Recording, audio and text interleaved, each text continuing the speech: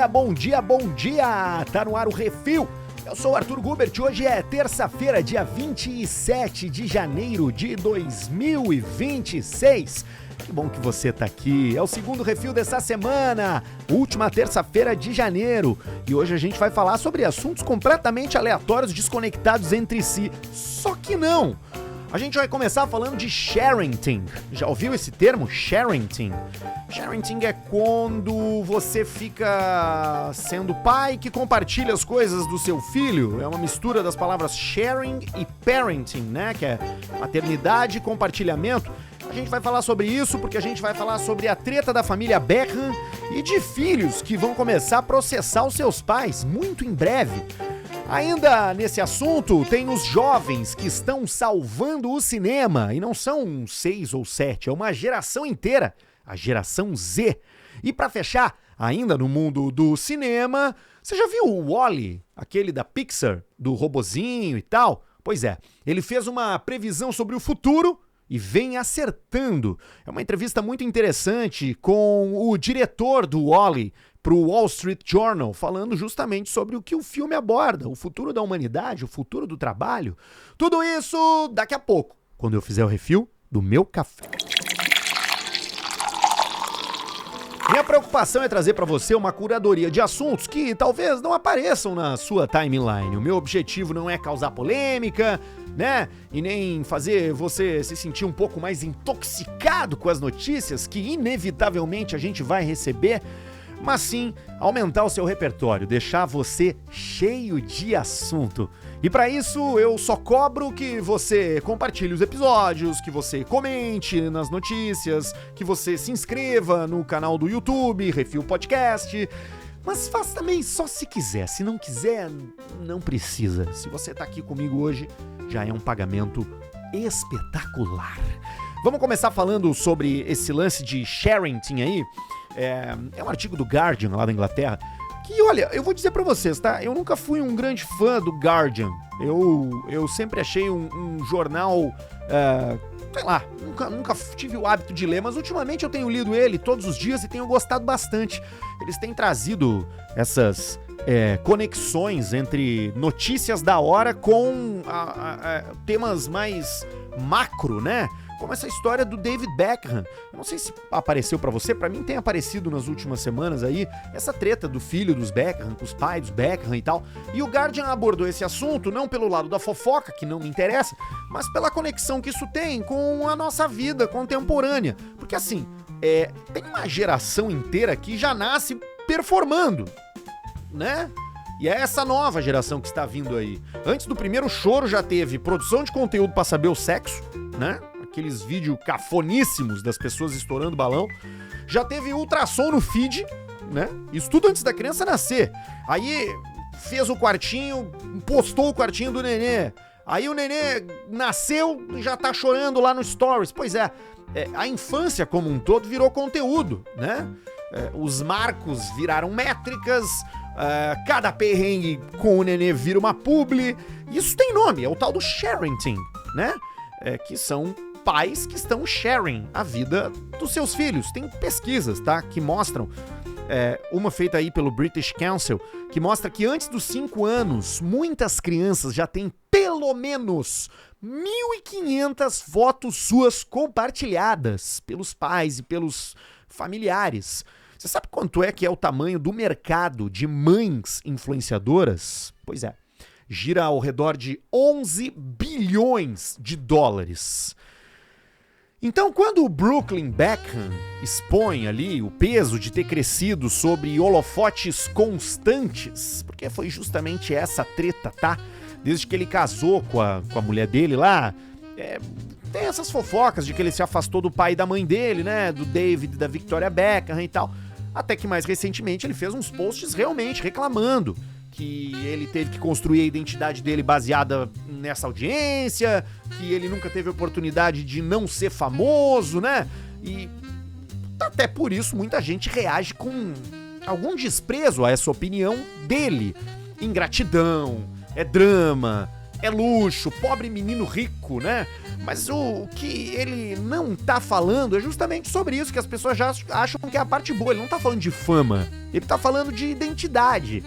Outro que vale, tá? Pra esse assunto é o Príncipe Harry, que é o mais novo, né, dos filhos da Diana, que é um outro produto de uma infância pública demais.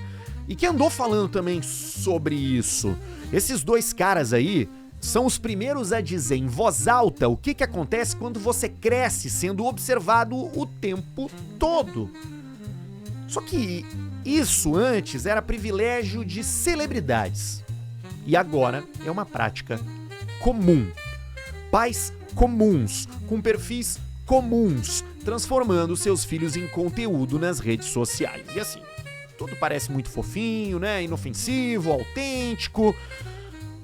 Mas a gente tá participando de um experimento coletivo inédito. Nunca tantas crianças tiveram a sua privacidade violada de forma tão sistemática pelos próprios pais. E ainda que o Brooklyn Beckham e o Príncipe Harry não tenham tido escolha e eram famosos demais, essas crianças que hoje são filhas de influenciadores de paternidade, de maternidade, né? E que estão aí tendo a sua bundinha mostrada no feed do papai e da mamãe, correm o risco de serem viralizados e crescerem com aquela marca de ter sido uma criança que falou alguma coisa engraçada quando foi fazer uma cirurgia no dente, como o menino aquele, né, que estava anestesiado no banco de trás do carro do pai. Hoje ele já tem 18 anos. Então, assim, a viralização pode deixar alguém tão famoso quanto alguém que é da realeza ou filho de jogador de futebol. Bom, o argumento de quem faz isso, de quem monetiza e quem publica conteúdo o tempo inteiro sobre os filhos é: os meus filhos estão felizes, então tá tudo certo. Só que assim, vamos lá, aqui são psicólogos falando, tá? A felicidade infantil não é prova de consentimento. Não é porque ele tá rindo ali no videozinho que ele acha legal ser postado. As crianças se adaptam, né? As crianças agradam os pais, as crianças aprendem rápido o que deixa os adultos satisfeitos. E o problema é o que fica quando eles crescem e percebem que ali, naquela birra, naquela lágrima, né, naquela fase que ele viveu, foi monetizado e virou arquivo público. E esse ajustes de conta vai chegar, tá? Eu não sei exatamente quando. Esses dias eu ouvi o Dado Schneider, palestrante de gerações, né? Ele fala muito de geração Z, geração alfa. E ele tava falando sobre, no futuro, filhos que processam os seus pais por mostrar tanto daquilo que eles não podiam dizer não, né? Ele inclusive fez uma provocação ali de que, será que não vai ter advogado tipo porta de cadeia, só esperando a oportunidade de pegar um cliente frustrado, insatisfeito, com uma vida inteira à disposição para processar o pai e a mãe? Porque assim, à medida que os filhos do Instagram, como por exemplo Príncipe Harry e Brooklyn Beckham, crescem e começam a falar, muita gente vai começar a se sentir inspirada e vai pensar: puxa vida, será que valeu a pena eu ter sido tão exposto pelos meus pais? Bom, agora, como pai que posta suas filhas, mas que não vive de mostrar elas, eu genuinamente me preocupo com isso. Então eu tenho algumas regras. Eu, por exemplo, procuro não mostrar as minhas filhas peladas, pra começar. Eu sei que isso pode parecer uma maluquice, uma obviedade, mas não precisa muito scroll pra começar a ver nenezinho com o peito de fora, com a bunda de fora. Não. Eu não normalizo isso. Outra coisa, são vídeos que possam daqui a pouco fazer com que as minhas filhas se sintam envergonhadas no futuro. A gente é de uma geração, eles são de outra. Então, sempre que eu posto um videozinho ali, eu me pergunto: poxa, será que ela não vai ficar chateada comigo quando ela tiver uns 12, 13, 14 anos? Será que ela não vai ficar envergonhada? Que tipo de problema isso pode gerar, né?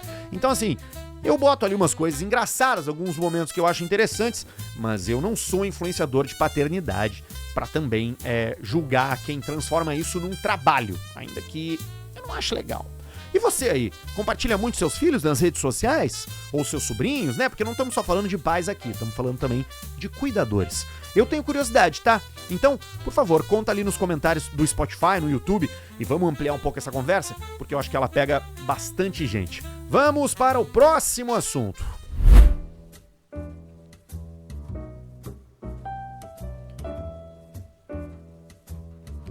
Essa daqui também é do Guardian, falando sobre cinema. Qual foi a última vez que você foi no cinema? Cara, qual foi a última vez que eu fui ao cinema? Bicho, eu acho que foi em 2023, tá? Acho que foi pra ver Barbie. Eu fui sozinho, todo de preto. E eu cheguei lá e tinha uma criançada e uma mulherada e alguns homens de rosa, tipo, da cabeça aos pés. E eu lá no meio, peguei uma cadeira bem no meio. Então assim, se tu tirasse uma fotografia da plateia, era um mar rosa e ali no meio um preto, todo de preto, que era eu, meio gótico, no meio, né, dos barbetes. Pois é. E eu ainda chorei no filme, tá? Vou dizer pra vocês. Quando ela conversa com a filha dela lá e conta e tal, eu me emocionei. Bom, pra você ver, vai fazer 3 anos que eu não piso numa sala de cinema. E isso reflete basicamente o cinema no mundo inteiro, né? Porque ele vem sofrendo uma crise existencial, né? Especialmente depois que o streaming virou padrão e que os estúdios que estão bombando são justamente os que produzem direto para as plataformas. Inclusive o Leonardo DiCaprio andou dando uma entrevista aí dizendo que, né, se perguntando se as pessoas ainda têm apetites por filmes. Porque, cara, a experiência de ir ao cinema virou meio em clube de jazz, né? Tipo assim, a gente respeita, mas é uma coisa que é periférica, não é pra qualquer um. Virou coisa de cult. E parte dessa crise tem nome, né? Essa dispersão. É difícil competir com esses hábitos moldados aí pelo celular, pelo consumo fragmentado. Quem é que tem saco pra aguentar um filme longo? E não só pro público, as próprias salas de exibição sofrem muito com isso, porque um filme de 3 horas ocupa uma boa parte do dia e reduz bastante o caixa desses lugares. Inclusive, tem uma estatística falando sobre cinemas independentes de que 1/3 deles deve fechar nos próximos 2 ou 3 anos. Só que, e aqui entra o interessante, contra a intuição real tem um dado muito surpreendente. A geração Z está redescobrindo o cinema. Pesquisas mostram que filmes e séries influenciam mais a cultura jovem do que criadores de conteúdo. Veja só. E tem outro dado aqui, ó. A ida ao cinema entre jovens cresceu de forma consistente nos Estados Unidos. O valor gerado em grana de salas de cinema em 2025 foi o melhor desde a pandemia. Veja só. E a ironia é que justamente são as redes sociais, que são frequentemente vistas como vilãs, que estão ajudando. Porque aqui a gente já fala de cultura. Filmes viram fenômenos virais e plataformas como o Letterboxd, né, sei lá, o IMDb, acabam se tornando comunidades de pessoas apaixonadas. Então não é apenas o consumo. O público jovem quer compartilhar, quer comentar, quer sentir que faz parte de algo. E aqui está uma aplicação prática daquilo que se fala muito em marketing nos últimos anos, né? Em consumo nos últimos anos, que são as comunidades. Você tem acesso a filmes em qualquer canto. Agora, filmes com pessoas que também gostam e que podem te trazer um novo olhar, fazem você consumir influenciadores desse segmento, frequentar salas de cinema e estar inserido dentro de um grupo.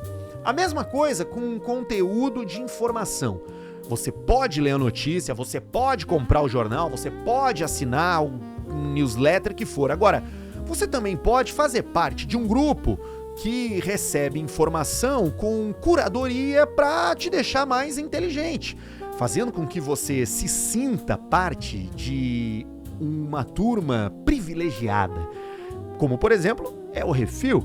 Então, talvez o cinema sobreviva não apesar dos jovens, mas por causa dos jovens. Se o streaming oferece conforto, né?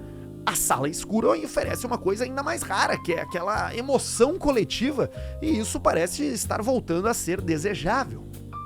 Esse é um bom cheiro para eu contar para vocês o que eu pretendo com o programa nesse ano. O Refil faz parte da minha rotina com um aproveitamento particular e um aproveitamento profissional, digamos assim. Particularmente, eu aprendo muito fazendo o programa, porque me obrigo a ler as informações, a buscar fontes que normalmente eu não buscaria. Então, todos os dias eu leio o New York Times, The Atlantic, New Yorker, Guardian, Al Jazeera, puxa vida, Monocle, Aeon, Wired, Free Press, também a National Review, E coisas aqui do Brasil também, tá? Eu não sou um fanboy de mídia internacional. Eu leio Estadão, leio Globo, leio Metrópolis, leio GZH. Eu passo o olho em todos os feeds e vou selecionando aquilo que eu acho mais interessante. E isso faz com que eu atraia ao redor de mim pessoas que se interessam por isso também. Então esse é o ponto particular de por que eu faço review. Eu aprendo e conheço gente interessante. O ponto profissional é que eu acredito que esse é o futuro do consumo de assuntos, de notícias, daquilo que nos deixa mais interessantes, daquilo que nos faz nos sentir preenchido em massa cinzenta. Então, nesse ano eu pretendo sair um pouco do podcast e encontrar fisicamente as pessoas. Eu quero colocar todo mundo numa sala e a gente vai deixar o telefone desligado, vai ter café, vai ter cerveja, vai ter troca de ideias e a partir daí a gente vai de fato fazendo parte de algo especial. Hoje já tem um protótipo disso que é o grupo de WhatsApp do Refil, que inclusive não tá dando pra entrar porque tá lotado. Eu preciso corrigir, eu preciso voltar a falar lá com a galera, ainda não tô conseguindo fazer isso. Tô preparando uma mudança visual pro programa também logo pro começo de março, então assim, me deem um tempo aí, tá? Porque esse ano a gente vai falar muito e vai se encontrar bastante também, vai ser muito legal 2026 com o Refil, e toda vez que eu vejo esse tipo de informação na mídia internacional, como no Guardian, falando do cinema, eu fico muito feliz em sentir que eu tô no caminho certo, reunindo ao meu redor as pessoas que eu tô reunindo. Gente interessante de verdade. Vamos pro último assunto de hoje. Falando de futuro e falando de Pixar, você viu, né? Eu falei no começo do programa que um assunto não tinha nada a ver com o outro, só que não, né? A gente começou falando ali de exposição de crianças pra geração Z salvando o cinema, para os filmes da Pixar, prevendo o futuro. Porque assim, pouca gente acertou tanto o que as pessoas iam querer ver no futuro quanto o Andrew Stanton. Guarde esse nome, Andrew Stanton. Ele é um dos pais da Pixar, ele é um diretor da Pixar, ele é um cara que imaginou Toy Story, Procurando Nemo, Monstros S.A., filmes que fazem parte da nossa vida, né? Mas que no momento as pessoas pensaram que talvez não fosse fazer tanto sucesso assim. Então, se tem um cara que sabe ler o futuro, é Andrew Stanton. Mas foi em WALL-E que ele chegou mais perto daquilo que um dia seria realidade. Um planeta soterrado por consumo, humanos vivendo num cruzeiro eterno, cercado de distração, conforto e vazio. Eu li essa entrevista do Andrew Stanton pro Wall Street Journal e acho que tem tudo a ver com o papo de hoje aqui no Refil, tá? Bom, perguntaram pra ele várias coisas a respeito justamente sobre isso, né? Esse mundo sem trabalho, sem propósito, que ele imaginou em WALL-E. E o diretor da Pixar foi direto. O que fez ele criar esse filme foi uma lógica simples. Mais tecnologia, mais conveniência, mais lixo. Porque é justamente isso, WALL-E, né? O mundo tá coberto de lixo, de máquinas e as pessoas estão lá numa nave espacial flutuando pelo espaço, todo mundo gordão, sentado numas cadeiras o tempo inteiro, não sabe se mexer, não consegue mais se mover direito. Então, assim, se a ciência resolvesse todos os nossos problemas de saúde e sobrevivência, o que sobraria? Exatamente o que tem no filme: tempo e distração. O resultado seria essa humanidade anestesiada, entretida, sedentária, por excesso de facilidade. O mais inquietante é quando o diretor diz que essa distopia já começou. Segundo o Andrew Stanton, a gente vive uma versão 1.0 do mundo de WALL-E há mais de uma década. E agora a gente está entrando numa atualização, com essa ansiedade coletiva em torno da inteligência artificial. Isso não é o apocalipse, mas também não é neutro. É uma transição. Sobre o futuro do trabalho, o diretor da Pixar é bem menos radical. Ele lembra que a gente já teve várias revoluções tecnológicas que varreram profissões e que criaram outras. Ele usa uma analogia que eu achei espetacular, tá? Seres humanos são que nem formigas. Eles dão um jeito de atravessar o rio, mesmo que algumas fiquem pelo caminho. Dói, gera perdas reais, mas abre novas faixas na estrada da história. E ele fala com propriedade sobre isso, tá? O Andrew Stanton foi um funcionário número 9 da Pixar. Ele foi o 9º cara a ser contratado. Então ele viveu a virada da animação do lápis pro computador. Muita gente ficou pelo caminho, né? Outros aprenderam novas ferramentas. E aí surgiu um grupo que nunca ia ter chances antes. O cara que tem a capacidade artística e se conecta com a tecnologia. Então, sim, esta é uma bonita analogia sobre o que acontece com o futuro depois que as ferramentas surgem e várias profissões vão pro saco. A tecnologia não mata a criatividade, mas ele muda as pessoas que podem exercê-la. Sobre inteligência artificial, o Andrew Stanton é bem claro. Ele vai substituir tarefas, acelerar processos, facilitar a expressão de ideias, mas não substitui o essencial. O que a gente segue querendo, mesmo sem saber, é o ponto de vista de outra pessoa sobre o que significa estar vivo. E aqui vale lembrar o Steve Jobs, né? As pessoas não sabem exatamente o que querem. Elas querem sentir algo novo sobre a vida. Que bonito isso. Eu assisti o Wall-E e achei um belíssimo filme. Ele se encaixa naquela coisa da timeline da Pixar. Você já ouviu essa teoria? De que todos os filmes da Pixar estão conectados entre si, todos eles fazem parte de um universo e tem uma timeline que os conecta. Por exemplo, aquele filme da Ruivinha que tem o foguinho, como é que é o nome daquele filme lá? Valente. Valente seria o primeiro filme da timeline, né, da história da humanidade através da Pixar. É um filme onde os humanos são os humanos e tem uma magia que permite com que os humanos conversem com objetos, com animais. Corre pro futuro. O Wall-E é depois disso. É quando os seres humanos já não têm capacidade de ocupar a Terra, porque esses objetos e animais que foram tornados vivos por aquele fogo lá do Valente, agora eles dominam o planeta inteiro.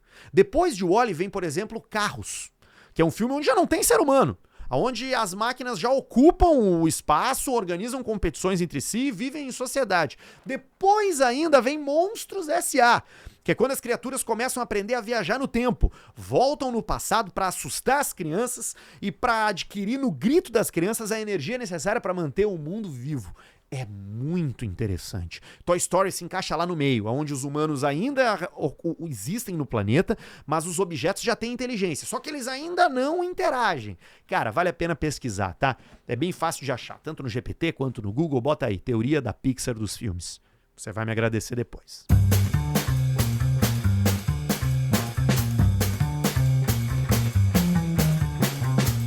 O refilzinho de hoje vai ficando por aqui. Não te esquece de se inscrever, de dar o like, de compartilhar no Spotify e também o nosso canal do YouTube. Vale o mesmo para quem quer me ajudar a bancar esse projeto. apoia.se/refilpodcast para você se tornar um apoiador com 20 reaisinhos. Amanhã eu tô de volta, tá? Quarta-feira é o meio da semana e a gente vai se encontrar novamente no mesmo bate-horário, 6 horas da matina. Mas se você quiser ouvir episódios anteriores, fica à vontade. O refil não fica velho tão rápido. Ele dura bastante tempo. É parte do meu interesse por uma curadoria atemporal e não um programa de notícias. Falou? Eu sou o Arthur Gubert, vou ficando por aqui com a gratidão de ter entre a minha audiência as pessoas mais interessantes do mundo. E a gente se fala por aí. Beijo, me liga. Fui.